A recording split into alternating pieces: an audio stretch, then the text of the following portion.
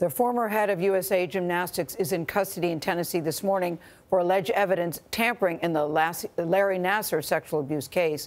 Steve Penny was indicted by a grand jury in Texas. Now, he's accused of ordering documents to be taken from the Karolyi Ranch.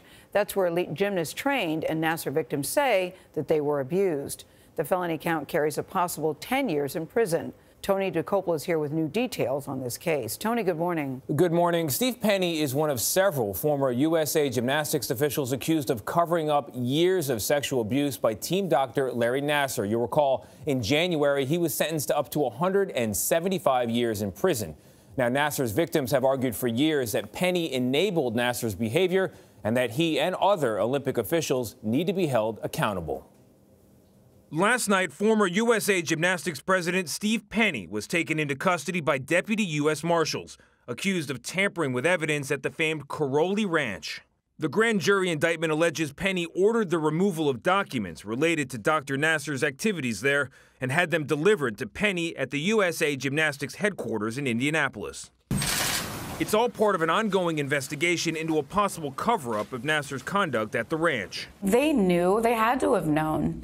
They knew everything else about everything else we were doing. Olympic bronze medalist Jamie Dancer and former Team USA member Jeanette Antolin are among several former gymnasts that believe Olympic coaches Bella and Marta Karolyi knew about Nassar's abuse but did nothing to stop it. They knew that he was coming into our rooms. If they didn't know that we were being abused, they still knew that a grown man was coming into a child's room at nighttime by himself. The Karolyis have denied they knew about Nassar's abuse at the time. But in a sworn deposition, Marta Karolyi said Penny alerted her to Nassar's behavior in 2015. Did the Karolyis know that somebody was coming to the ranch to remove documents? I think that question needs to be asked. John Manley represents 180 of Nassar's accusers. He says a broader investigation of the U.S. Olympic Committee and USA Gymnastics is required. There needs to be subpoenas served, search warrants served, and testimony given. Hopefully this is the tip of the iceberg.